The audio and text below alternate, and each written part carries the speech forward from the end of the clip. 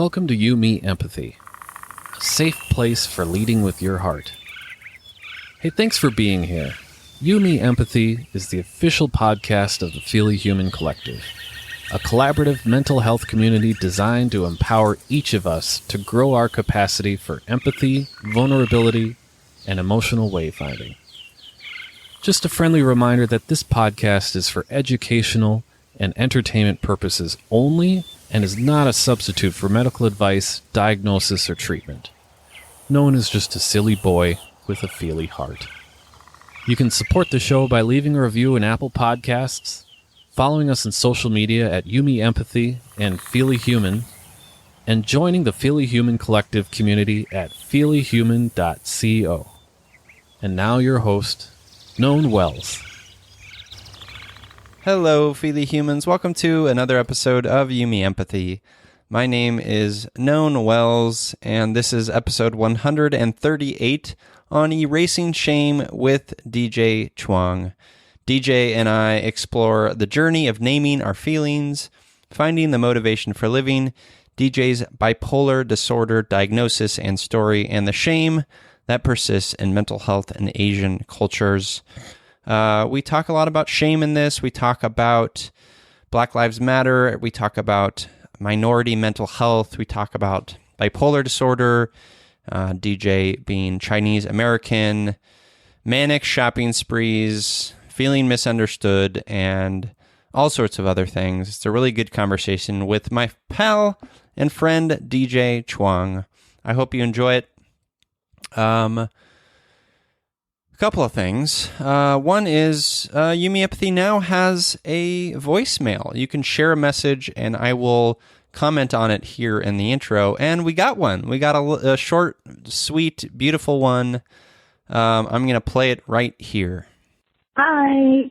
Hope everyone's having a good day. I just wanted to send some love out into the universe.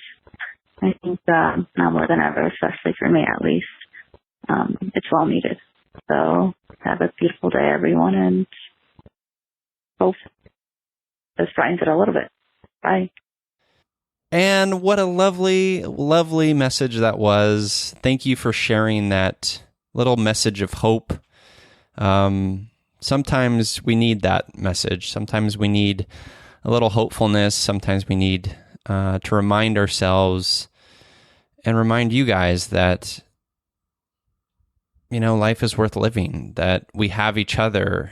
Sometimes we get so caught up in our own stories, we get so caught up in our own identities and in our heads, and we forget that there are people out there just like us. There are people out there just like us in the sense that they're feely humans, right? They may be struggling in the same way. They may be going through the same experience. They may be feeling the same things that we're feeling, and we're not going to know it if we don't talk about it. We're not going to know it if we don't reach out and be vulnerable. And so thank you, anonymous caller, for sharing that little message of hope and sending that joy and love out into the universe. That is needed, especially, yes, now during these times and all the times. Thank you for sharing that. You too can leave a voice message on Yumi Empathy. Again, I don't think I've said the voicemail number, but it's 949-346-4563. Again, that's 949-346-4563. Leave me a message. Send me a question. Anything you want to share, and I will answer. I will comment on it. Whatever you want to share. Just be kind, as always. Reminder also to leave a review and rating for Yumi Empathy in Apple Podcasts. We're at 99 reviews now. Can we get to 100? I think we can. Please do so. That would be amazing. It's a free way to support the show. And speaking of supporting the show, I recently created, and I posted about it on Feely Human, Feely Human's Instagram, at Feely Human. If you go to feelyhuman.co, feelyhuman.co/support, I posted something called 10 Ways to Support Feely Human. And there are some financial ways, there are some non-financial ways, and there are ways, most importantly, that are just being part of the community. They're just like engaging in the community and engaging in being a Feely Human, which you are. So check that out at 10 ways to support Feely Human. The URL is feelyhuman.co/support. I'll make sure to include that in the show notes, links and all that. I think that's it. I'm not feeling great today. Physically, I'm not sure what's going on. My head is fuzzy, and I can't not sort of think about, all of the weird high estrogen and high FSH that I'm feeling. Like maybe it's related to that, or maybe it's something else, but my brain is fuzzy and it feels weird, and I had to reschedule a recording I had today, and that felt bad, and I felt guilty about that, but I guess I got to look out for me and take care of me. I don't do well feeling sick, physically, and I think maybe it's a remnant of like sort of eating disorder times and wanting to kind of move and feeling like just blah when I'm not moving, and maybe that's something I need to challenge myself on, or maybe it's just sitting, and maybe it's a bit of sort of anxiety about just kind of sitting in the house all day. I don't know, but I'm working through it, and hopefully I'll feel better in the next couple of days. But anyways, I don't know why I'm sharing all that. I love you guys. I'm so glad you're listening. I'm so glad you're here. Please tell a friend about Yumi Empathy. Please follow the show on Instagram at Yumi Empathy, and follow Feely Human at Feely Human. And of course, join the community, feelyhuman.co. That's feelyhuman.co. Thank you. Thank you for listening. Enjoy this episode with DJ Chuang on Erasing Shame.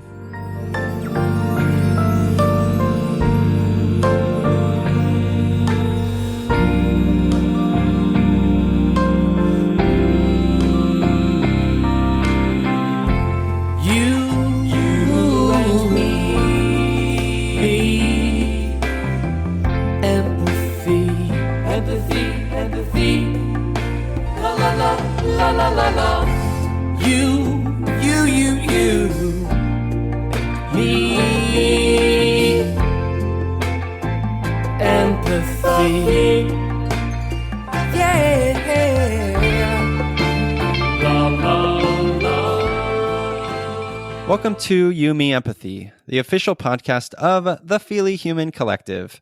On this show, we explore the struggles, the triumphs, the brights, and the darks we face as humans trying to get by on this wondrous and overwhelming pale blue dot.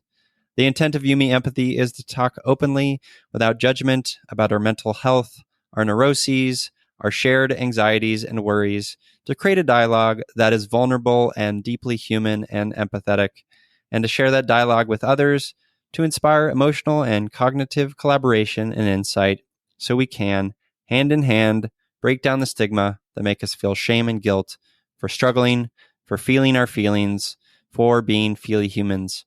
Yumi Empathy is a safe, friendly space designed to inspire the beauty in each of us.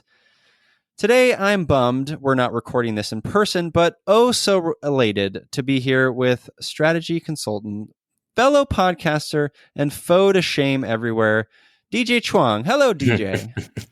Hello, Noah. I'm so glad to connect with you online. Yes, absolutely. The listeners should know that DJ and I have met in person. DJ's lovely partner in life, Rochelle, and I did some work at her classroom, and it was just lovely. And so I'm just excited to reconnect again, friend. Thank you. My wife, Rochelle, and I have been married 25 years, and we got to celebrate in quarantine. Oh, wow. Congratulations. Thank you. That's amazing. My wife and I just celebrated our 10th anniversary. Congratulations to you.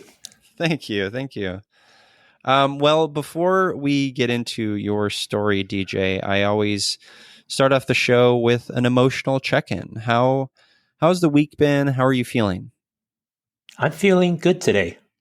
I gave in to the temptation of waking up in the middle of the night against my better judgment, which I'm supposed to stay asleep or at least stay laying down when I feel awake in order to modulate my mood swings. But I gave in to wake up, read a bunch of articles and surfed around for about an hour, went back to sleep. And I'm doing okay. I have my coffee. And in this very strange season, I've been doing well overall. So very grateful for that. That's good to hear. And what helps, we're, the listeners should know, we're still in the time of the coronavirus pandemic, and here in California, things are shutting down again because we've recently had another big spike, which is, upsetting and frustrating, on a lot of levels. But I'm finding that things that kind of ground us and sort of take us back to some sense of normalcy helps. Are there things like that in your life that help you? I haven't added any new things to my routine. I've kind of consciously noted the things that I need to do to maintain my health, which are a regular sleep cycle. So I sleep about 9 hours a night plus an afternoon nap on most days. And then I try to get my body moving in terms of at least a walk every day.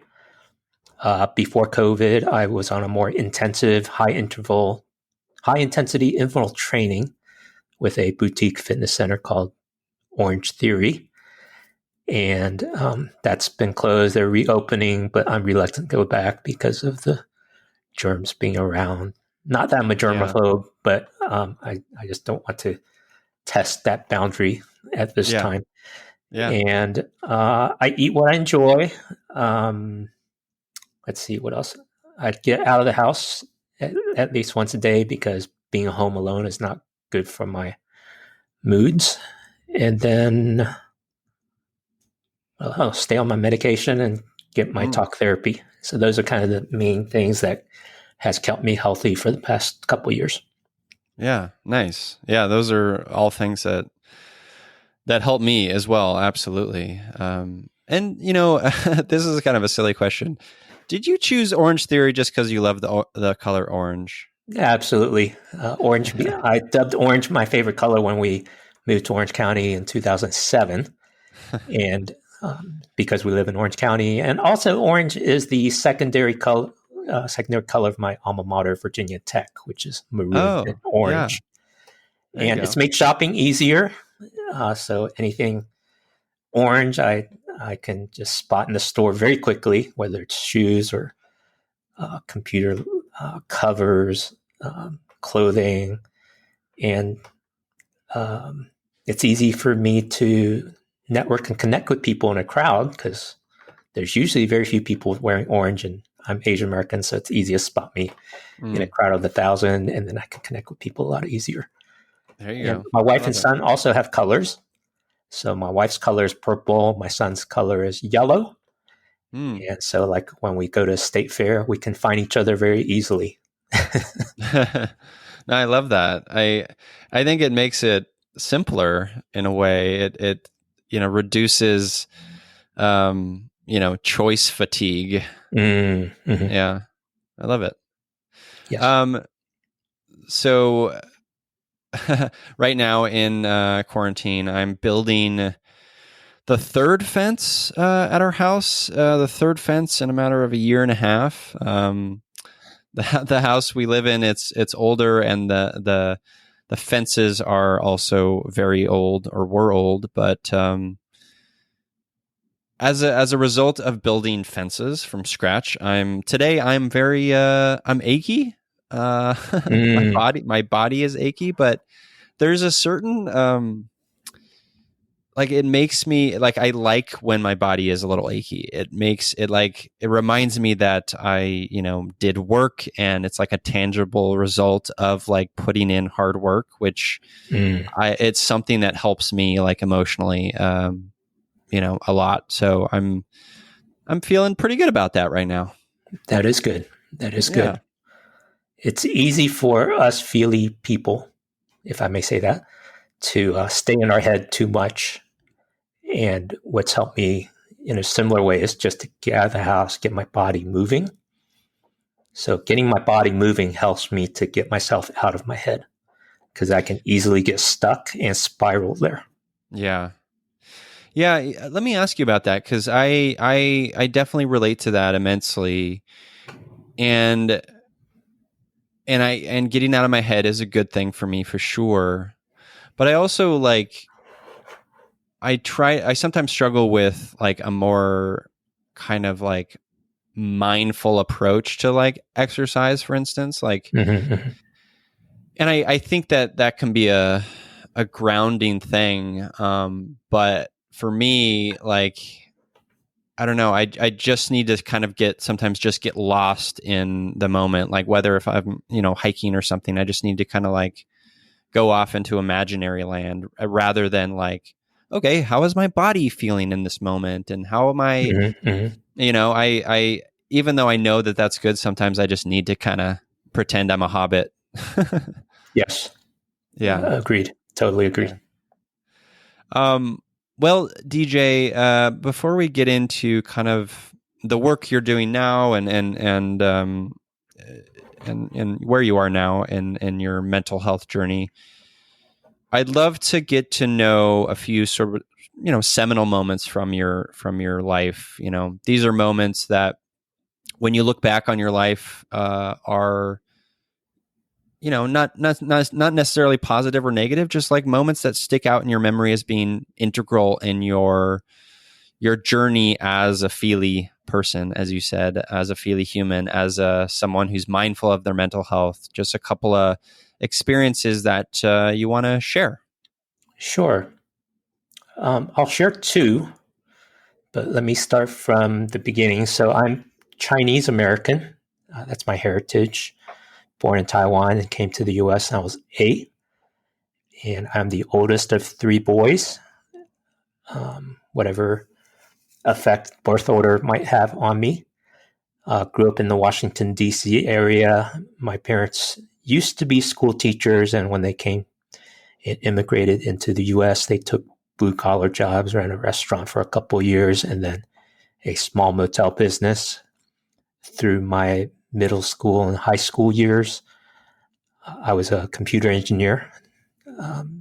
Back in my college days, this is back in 88, so that puts me at age 54 this year. And in 2000, when I was 34 years old, I had a personal crisis with a job transition that put me in the doctor's office, a psychiatrist's office, and I was diagnosed bipolar for the first time. And looking back at my first 34 years or so, I think I was a high functioning person with mental illness. And so because I could still hold down a job and because I had decent grades through school, I didn't feel compelled to get help or get assessed.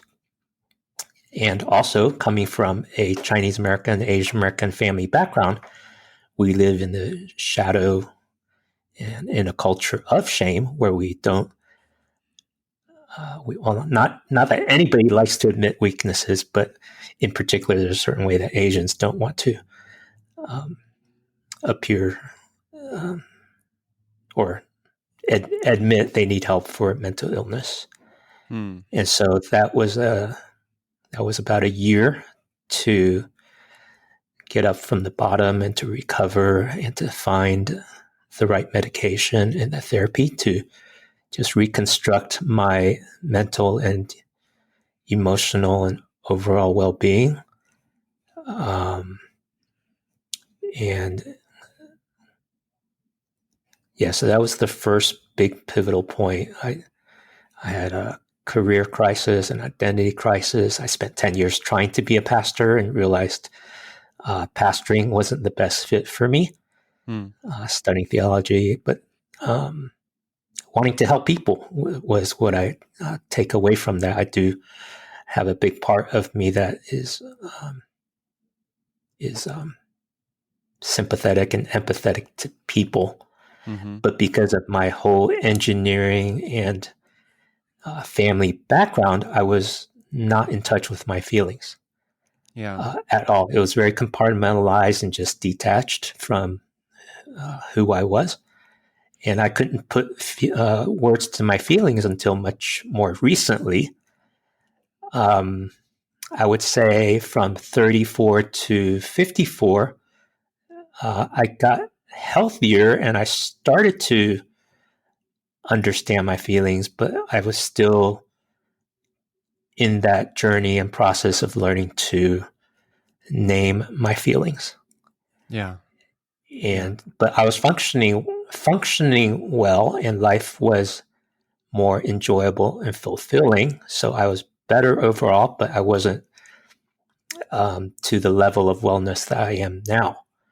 So my second crisis, or do you have a question at this point before I go to my second crisis? Yeah, I do. I'm just curious, like, you describe this, getting diagnosed with bipolar disorder. I'm just curious, like, what was your mental state at that point? Like, what can you describe some of the lead up to that diagnosis and what led you to go to a doctor and seek that out? Because as you're describing, you're living in a world, and you're older than I am, and stigma is even worse, right? Further back in history. And then, added layer of being Chinese American and the stigma there. I'm just curious what led you to seek out that diagnosis and walk me through some of your experiences in those early days with, coming to terms with the fact that, okay, I have mental illness, and how that played out in your personal life and how that was met with your family and friends. I'm just curious about those nuances. Yeah, I was feeling seriously depressed, and I had suicidal thoughts, and I could not function, and I was desperate. And so those things put me in a place where I had to ask for help. It wasn't that I wanted to get help, but I had to get help. And because you wanted to live? Yes, I wanted to live. I was too afraid to hurt myself. So that was one barrier from me calling it quits. That I'm afraid of pain. And I did not want to cross the bridge of, well, how do I find the least painful way to end my life? And then I had a young son who was at the time maybe 8 or 9 years old. So what little I knew of mental illness and suicide is that would not be a good thing for him, and that would not be a good thing for my wife. And so I had some shreds of wanting to live, but I also knew that because I was hurting so much, I needed help to figure out how to live better. Yeah. And I didn't know where to turn. And so the doctor was referred to me from my pastor. And what was, going into that exploration of being diagnosed and getting therapy, my point of reference there was the only other person I knew that had the diagnosis of bipolar struggled to keep a job, and his mood swings would be so high and so low, and he would be often tempted to get off medication. And when that's my only reference point, I look at myself and I say, well, I'm not like that. So how could I possibly be diagnosed bipolar. It didn't make sense to me. And then back then this would be 2000. This is the year 2000. There weren't many books or resources about bipolar. So the stories and the books that talked about having bipolar were just so dramatic, whether it's shopping sprees or doing wild things with other people, or just picking up and moving cross country, or just really strange and wild behavior. I wasn't tempted or doing that. And so I didn't know how a diagnosis of bipolar fit me and what I needed to do to manage that better. Yeah. And so the year was trying to figure out, well, what parts of it did fit me and was helpful to me to manage my thoughts and feelings better. Yeah. So that's what that was all about. Yeah. And can you please share a little bit about the initial reaction from your family and the culture that you existed in, and specifically the Chinese American culture that you existed in at the time? Well, I did not, if I remember right, I did not tell my parents or my brothers because I didn't feel safe there. And then at home, it was, in terms of with my wife, it was giving just enough information to let her know I'm safe and I have someone that supports me, because I didn't know how to communicate at home, partly because I didn't feel safe, and partly I don't think what I was processing could be understood. And so that's where I was at that time. Yeah. It felt like a very lonely journey, but it was a helpful period of time. And I did find, it took me a year to find enough of what I needed to get back to feeling normal, to function and to go on with life. I remember a few of my sessions with my doctor, my therapist. He happened to be both, so he did both the medication and the talk therapy. And one of the things that he kept poking at was trying to find my motivation. And I wasn't in touch with it, so I couldn't find it. The motivation for life, the motivation for why life is worth living, what's rewarding, and those things that give you the energy and the impetus to push through hard things. Because we all encounter hard things in life. And in hindsight, I realized that is an important piece for finding the strength and the resolve to live a healthier and better life, and to know where feelings fit into that. But at that time, that was elusive to me. And at that time, it wasn't critical for me to finding a level of wellness. So that's where that was at. Yeah. Yeah. Thank you for sharing that. It's scary, right? I mean, it's a scary thing to admit that. I mean, I think earlier you said weakness, and I think you were saying it in the context of like, it's not a weakness, it's just a thing that exists, right? It's whether it's some sort of imbalance in our brains or whatever, but it's a thing that exists. It's part of us. It's not all of us, but it's scary to look at, right? Mm-hmm. Because, right, we, like you said, DJ, very aptly, we have these reference points in our culture that are based on a lack of understanding, right? You have like the bipolar person who, or the person with bipolar disorder, I should say, who is, acting manic, right? And they're doing things that are, antithetical to living, right? Or antithetical to our culture, that are scary, right? And we think, oh, like, and then we compare, right? Yes. And that's why it's so important, and I'm so grateful that you are in touch with that and you are sharing, because the more we share, the more examples we have of people, finding the therapy they need, or finding the medications they need, or, exploring it. And that's so powerful. Yeah.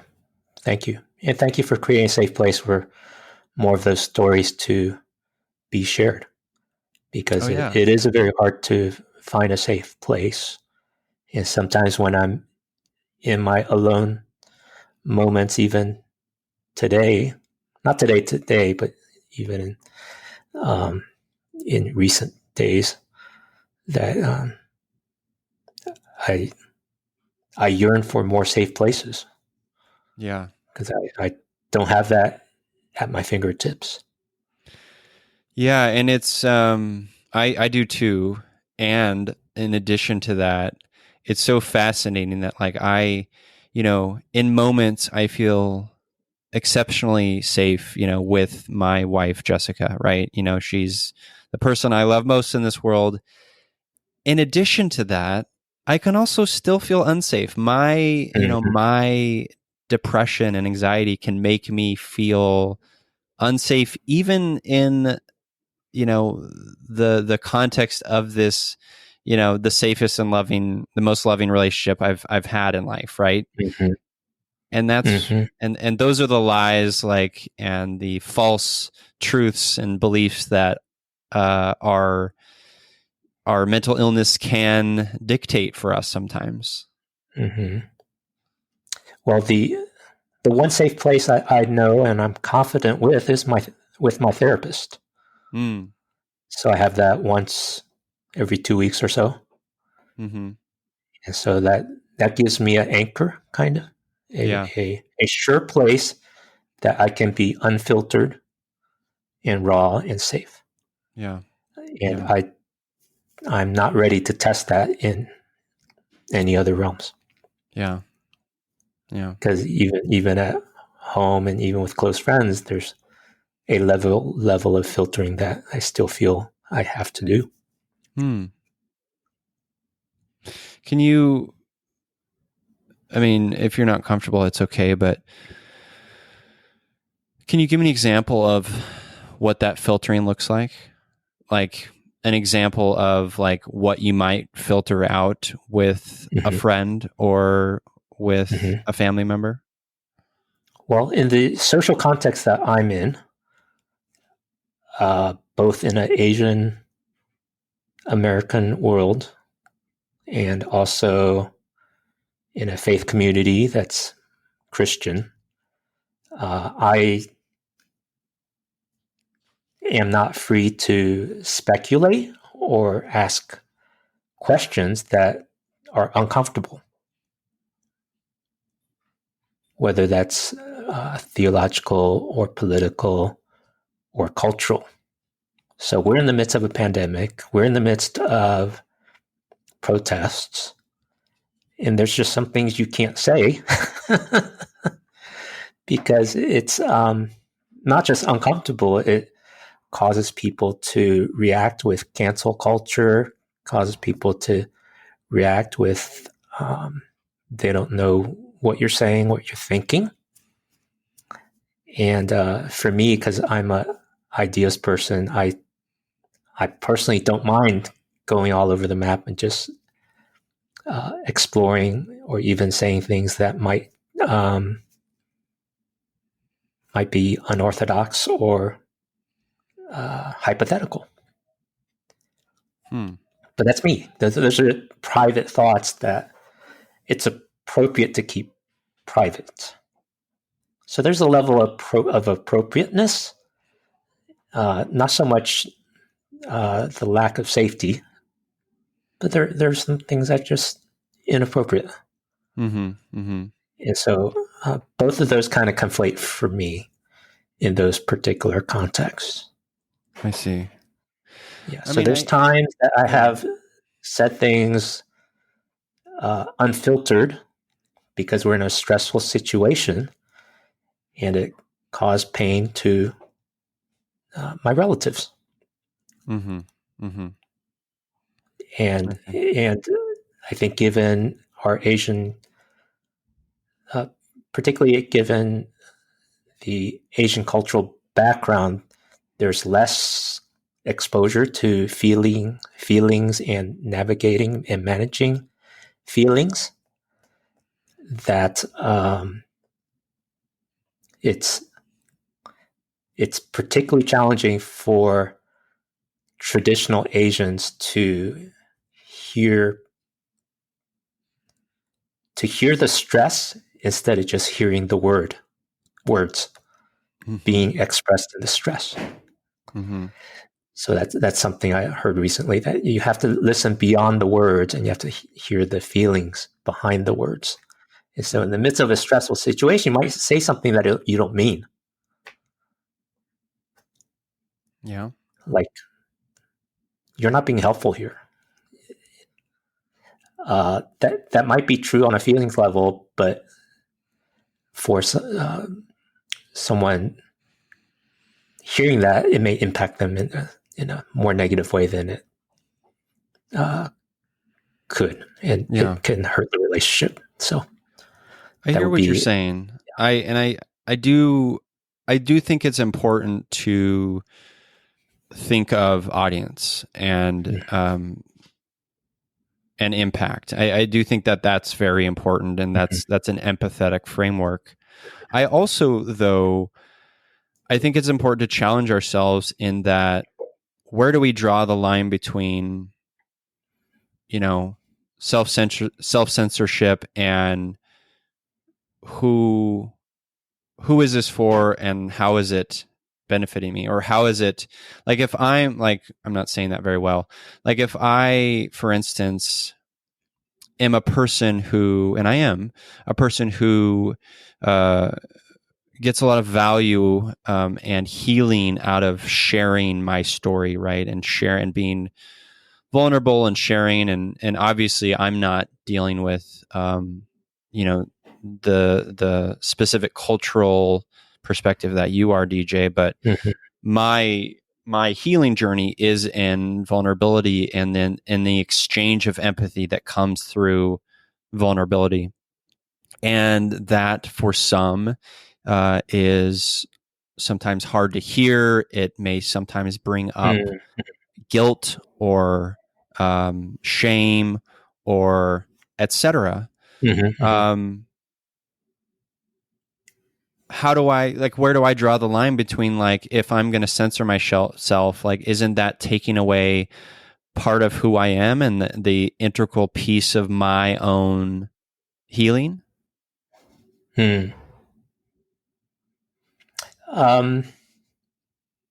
mean, it's all personal and unique. That's just me. Sure. I'm not challenging on that your dimension. perspective. On that dimension, on that dimension, I've come to a point where I am very open book and vulnerable. So when I do speak of being filtered and self-censoring, it's more of the reactionary thoughts that I might have, or the hypothetical or fantasy or imaginary thoughts that I might have, where it can and it does cross a line of inappropriateness. Can you give me a specific example of one of those? Because it's inappropriate, I am reluctant to share those. Right. Okay. All right. And yeah. So in the political realm, whether you're on one side or the other, it's really hard to say some things about President Trump or to say things about Black lives. Our culture today has made it hard to say certain things about either of those. that's as easy or as specific as I can point to. Yeah. Well, I hear what you're saying. Our culture is tremendously reactionary, and I think it's a result of the lack of being in touch with their feelings that we're talking about, right? Mm. As you know, DJ, like being in touch with our feelings, being curious about our feelings, we build a internal language that can then go external, and we're developing emotional intelligence. We're developing better relationships through that process because we're understanding more of ourselves, right, and how we operate in the world and what serves us and what doesn't serve us, right?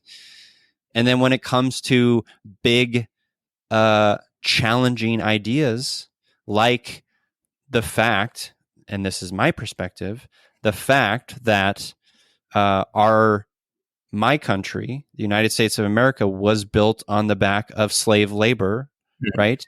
And I have, as a white person, have had immense privilege and a leg up in all facets because our country is built in this systemically racist way, and I have been a part of that, right? Mm-hmm. And me speaking that out loud and saying that is uncomfortable. It's challenging, but these are the uncomfortable, challenging things in life are the things that we need to look toward and lean into, because those are the places where we can break down our own biases and enrich our lives and learn from others, right? And to me, my perspective, that is the richness in life, is learning and having an open heart to other experiences.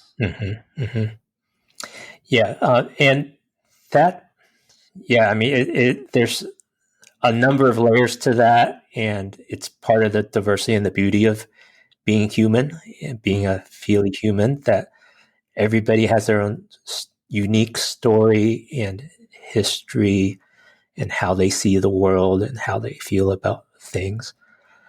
And on the personal level is one thing, and then when it becomes public, it almost becomes another thing. Yep. And so as I'm thinking about our current situation, when Black people talk about their feeling, it just comes across so intense that some white people cannot listen to it. And that's where the phrase white fragility is referring to, is that they can't handle the intensity of the raw emotions of pain and hurt and opinions. And ideally, in an ideal world, people would mature enough to handle their own feelings as well as give space to hear others. But until a person has done the hard work of resilience and for themselves and giving space to others, a lot of people just aren't there. All the more reason for what you're doing here at Feeling Human. Yeah, I think that's well said, and we can shift off of this topic. It's obviously prescient. It's also it's what's happening now. But so, DJ, let's go back to you have this seminal moment in your bipolar diagnosis, and you wanted to share another moment. Yes. Yeah, please share. Yeah, so from 2000 to about 2015, all of that was a private, secret journey, which means that I had to carry the load by myself. And then by 2015 or so, I had a journalist from the OC Register find my personal website and found it interesting enough to interview me and wanted to feature me as a personal story. And so part of my personal story was being diagnosed bipolar and going through that part of the journey and how that fit with my vocation and work and my website. And so the opportunity came to me that, hey, would I want to, and would I be ready to publicly declare, to come out and say I struggle with bipolar disorder. Mm-hmm. And the journalist was sensitive enough to make sure that I was ready, because that's going to come with some potential consequences, that it will likely make it harder for me to get certain jobs, even though they're not supposed to discriminate. And people will look at me and respond to me differently, knowing that's out there now, because I've disclosed a vulnerable part of myself that other people are not willing to in their interactions with me. And so that was 2013. I came out and made it public that I struggle with bipolar disorder. And out of the extended network of people, from friends of family and people in the Asian American community, there's a number of people that saw the article, and they would say, "Hey, I saw the article," but they wouldn't say any more than that, knowing what was disclosed, right? Yeah. And so They can't even name it. They couldn't name it. But at the same time, there were others who saw the article, and it opened a door for new relationships and new conversations, because it gave them permission to share that they were not alone, that they had a relative or a friend that was struggling. And now I'm a safe person they could talk to. Beautiful. Yeah. And that's the hope that I had for sharing that publicly, that when I share my own struggle and how I found hope and help, that they too can find hope and help, and they're not alone. So that was a huge moment. What else happened from that? Well, I'll just say, DJ, that is a powerful moment and a courageous one. And it comes with scrutiny, right? It comes with all of those things. But the most important thing is that you are being true to who you are, right? Mm-hmm. You're seeing yourself for who you are. And that is a magical place to be. And I'm so happy and grateful that you got there. Mm-hmm. Yeah, me too. Yeah. Yeah. And a couple more as our, a couple more I'll mention. So in 2017, February 1st, I was on a high mood swing. So I still have my high and low mood swings, but they're not as dramatic, and they're typically well managed. But on that day, I decided to let myself go higher because it feels good. And I was frustrated because in January, I was at a conference where I was sick. And I was sick with laryngitis and bronchitis and insomnia. And the convergence of those three just brought a lot of frustration. Took me 2 or 3 weeks to heal. And I kind of told myself the next time I have a high mood swing, I'm going to enjoy it a bit more. Well, on February 1st, I enjoyed it a bit too much. I did go on a shopping spree. So I threw the receipt away, but I had a picture of a receipt that went from my head to my toe. So it was quite a shopping spree at Fry's Electronics. Yeah. I mean, that's the place to go if you're going to spree away. Yeah. I didn't buy anything for myself. I bought things for friends. So I'm not sure what that's about.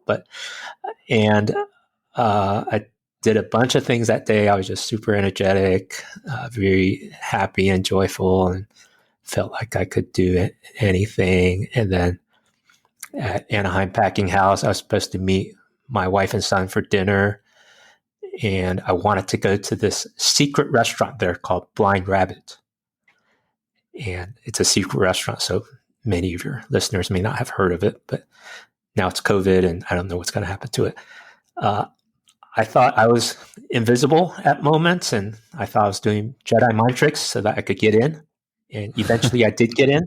Yeah. And and some of the details are fuzzy, but by the end of that evening, I was arrested and taken to the psych ward with a 5150, which is a medical code for a 72-hour mandatory hold.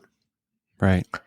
Now, never in I didn't even know what 5150 was, and certainly I never imagined that I would be in a psych ward. But there I was, 72 hours, rested, saw other people that, compared to me, seemed a little, had more symptoms that were obvious why they were there, but I'm in no condition to see what my condition was. So there I was. I got stabilized. I got released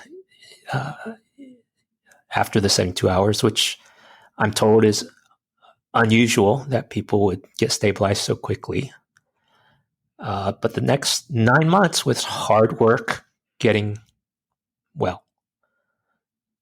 The first half of those 9 months was just trying to figure out the medication. So I had to redo the mix of the right medication that would help me manage my moods and my brain chemistry. I was resigned to the fact that I would never experience a normal life like I used to. But my therapist fought for me and believed in me that I could get better and I could experience life well again. And in hindsight, I did get well and even better than I used to live. And a greater and deeper appreciation for life. So now I can say each day just having breath is a real gift. And but during those 9 months, it was moment by moment, hour by hour, hanging on to dear life because I was in. Well, I took a month off from work. I started back up half-time and regained enough energy and capacity to start working again. But yeah, there were days that I was just, there were days when I would be in a daze. And what got me through was just reciting Psalm 23, Lord's Prayer, as a way to stabilize my brain and to put some good thoughts in there. Because my thoughts were either blank or they were harmful. Mm-hmm. And eventually I got through. So here I am. Thank you for sharing that. Mm-hmm. So during that time, what was your support like? Obviously reading your Bible and, I'd imagine you were going to therapy at that time. Like how did it feel to like, to feel like prior to that, like feeling, kind of stable and then having, this episode? How did that feel? Did you feel shame? Did you feel like, what did it feel like? Yeah, definitely shame. Helpless. I was literally totally helpless. And I had to constantly remind myself, I'm not alone. There's help and there's hope. And just each day, just tell myself, get out of bed. Each day, tell myself, just take a walk. Each day, particularly the darker days, just go out for a walk, get my body moving, eating. So everything had to be a conscious choice, fighting for life. And I had to tell myself, life is worth living. Even if I were permanently decapacitated, because that's what was on my mind. I was totally helpless. Life would never be the same. I remember a few moments when I would be eating lunch at Chick-fil-A, And the Chick-fil-A that I went to had a person that was, I don't know what the right word is, but intellectually challenged. And I was thinking to myself, I could probably do that kind of jobs, and that's about all I could do. Mm-hmm. That's the way I saw myself in terms of my capability. I couldn't read, so I was not reading my Bible. I couldn't think clearly. I couldn't plan. I couldn't make decisions. I was surviving and existing, just trying to get well. And eventually, slowly, over time, I did get better. But holding on to life was a big part of it for the first 4 months. Mm-hmm. Mm-hmm. Yeah. And then I gave the support. You also asked what support looked like. So the support was that my wife and son, I gave them permission to keep an eye on me so that I don't hurt myself. And if they notice me doing anything weird, that they had permission to say something and do whatever they need to do to make sure I stay well. Yeah. So I put that in place.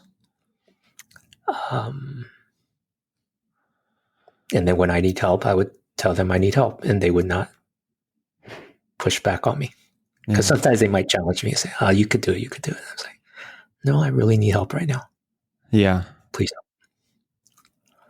It's so important to be clear in our communication.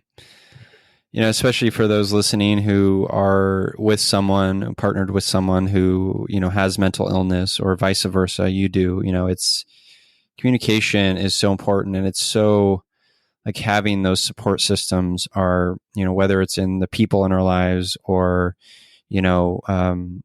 crisis text lines or call lines and things like that, community groups, whether in church or our communities, like, are very, very important and have been important for me, in having connections with friends, and, you obviously having that support in, your community and your loving family who just want to see you live, and be happy. Right. And sometimes it's a struggle to get there, and they can't necessarily fully understand, but they know that they love you. Right. Yes. And I got to experience that.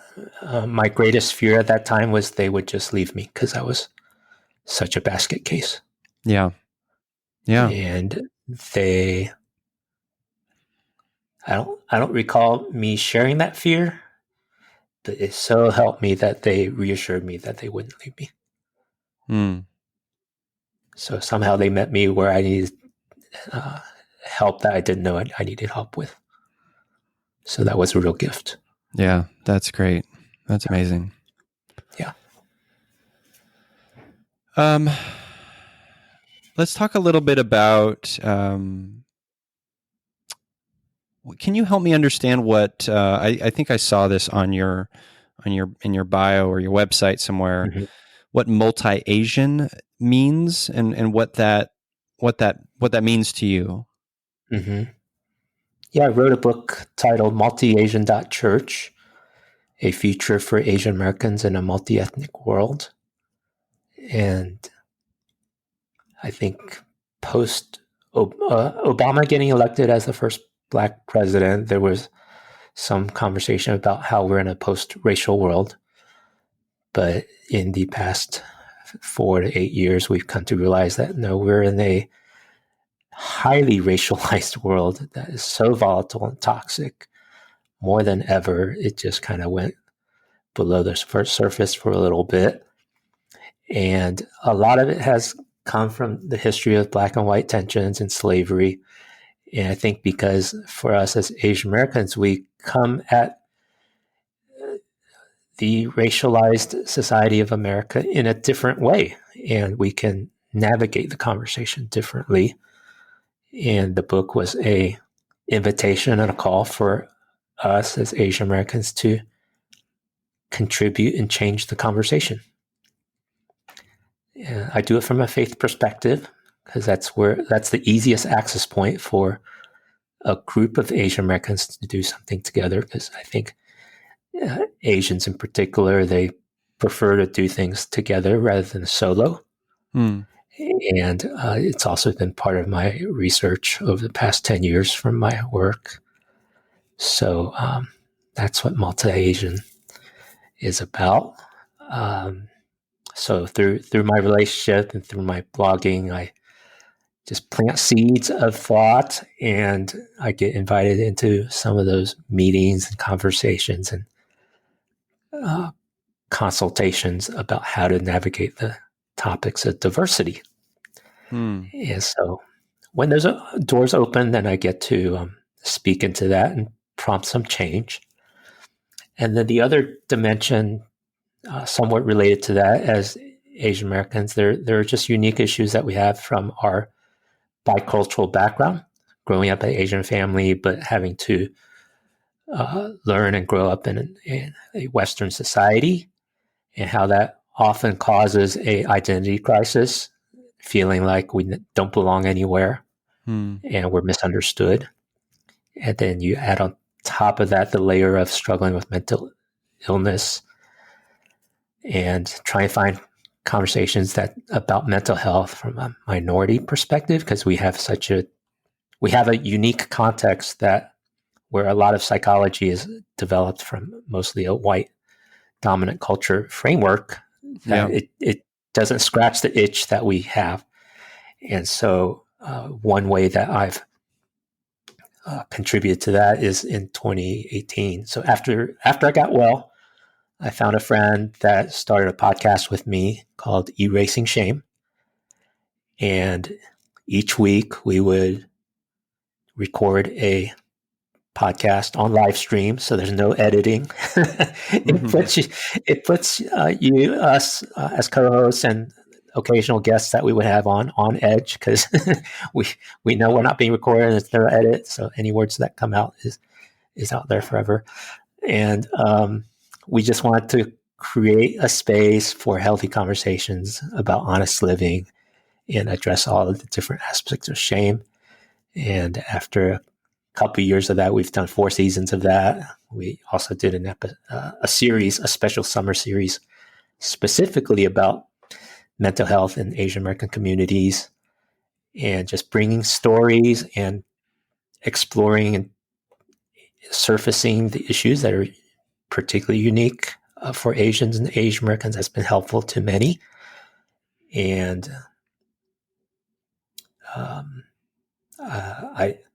I think it's Brene Brown that says that shame festers in silence.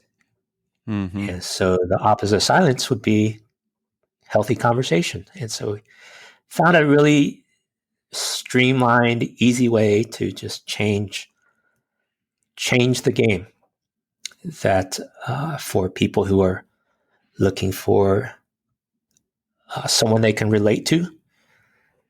And we put on Facebook and YouTube and the web and podcasts, so it's freely available. I just found an easy way to make a contribution that would be helpful to people who may be Asian, who may be Asian American, who may be male. So it's even harder to find men that would be willing to talk about this issue. And then, so the picture that I had in my mind is if there was a Asian American person struggling with mental health, they can't talk to their parents, they can't talk to their friends, they're in their own bedroom with their door closed, maybe they'll look on social media and try to find something, a story or something that would give them hope. And maybe they'll find us, and then they'll take a step towards health instead of a step towards desperation. And so that was the rhyme and reason behind that. And just grateful that I could find co-hosts to have that conversation, because it's not a monologue. It needs to be a conversation. Yeah. And so every episode is a conversation. And I also wanted to do it not with professional therapists, because sometimes it just gets so technical. A lot of the therapy or psychology podcasts, there's a lot of jargon. Yeah. And I know in my own struggle, boy, it would have been so great if there was someone that could just hear from and relate to that understood my struggles. And so I want to offer that to others. And that's a way of giving back. And that's been helpful to others, also helpful to me to realize that, hey, all the things that I went through, all the challenges and hardships is helpful and valuable to others as well. Yeah. No, it's such a great gift that you can offer your community, and specifically, the Asian community. I think that's tremendous. And I love to hear it. I love that you have had the courage to really be open about your mental illness. And, I can't say it enough, and we've said it here today, but like, talk about these things, because it opens up the doorway for others to see and feel less alone. And then it is rewarding for yourself too. Like doing this show has certainly been rewarding on that level as well. Like I get so much from my guests, just like you, and it's just such a beautiful experience. And I'm so grateful that you're doing it. Thank you. And I'm grateful for what you're doing. And I think as long as we still have the stigma and shame around mental illness and the struggle of putting words to our feelings, let's continue doing what we're doing. There's plenty to do. There's no competition, and we can use all the help we can get. So yeah, we're in this together. Yes, we're in this together. Yes. Well, DJ, we always start to wrap up the show talking about our empathy heroes. These are people in our lives who are wonderfully empathetic. They could be people we know personally, or even characters from our favorite stories. I will name my empathy hero first to give you a moment to think about yours. My empathy hero this week is my friend Becca. I think I've named her in the past as an empathy hero, but she's top of mind because I recently had a conversation with her just I think last week or the week prior. I was talking to her about a recent low spell in my depression. And when I get low, I really sort of hone in on this deep core thing that I have, which is I don't deserve love or attention or joy or anything. And it's a belief that I seem to can't shake emotionally. And she told me, I don't like that for you. And I don't either. And I appreciated her saying that. And I sometimes need that reminder from others in my life. So, Becca is my empathy hero for calling that out and just being there for me and listening, as I talked. So, yeah. That's such a great question. I'm so glad you have Becca in your life. The one I want to give mention to today was an earlier phone call I had with a guy named David in Atlanta. And one of my irrational fears, since this is a safe place, I'll go ahead and share. One of my irrational fears is calling someone, just picking up the phone and initiating the call. I just have dread and doubt, and would I be bothering somebody or interrupting somebody, and what if they can't talk, and just all the feelings that get in the way of just me making a phone call. Life would be so much easier if people call me insteed of those spam bots. I get more robots calling me than I do humans. But I called David today, and I said, thank you for taking my call. He says, yeah, sure, anytime. And I felt that was a great word of empathy for me, and really encouraged me. And when I can remind myself of how empathetic he's been to me and for me over the years, he's a hero to me. I love that. And I'm with you too, DJ. Whenever I have to make a phone call, I feel like, how do I do this? Like it's just like this anxiety of like, I think I'd rather text, but like, Yeah. it's like it's an anxiety for me. Yeah, it's so strange. Yeah. But it definitely gets in the way of me doing some things I want to do. And so even though I've got motivation to call, the feelings get in the way. Yeah. But that's part of being feeling human, recognizing that. Absolutely. Then we can start learning how to put it in its right place. Yep. Well, DJ, where can the Feely humans out there connect with you and learn more about the wonderful work you're doing? Yeah, the easiest way would be to go to erasingshame.com. I would say my personal name, but then I got to spell it out and all that. But so if people just go to erasingshame.com, you can contact me there. You can listen to the conversations we've had about erasing shame and mental health and getting in touch with feelings and having healthy relationships. Would love to hear from you. So thank you for this opportunity. Yeah, thank you, DJ. And to you listeners, as I always say, I'm here, you're here. We're here together on this wayward, overwhelming, awe-inspiring pale blue dot. We have each other. It's you, me, empathy.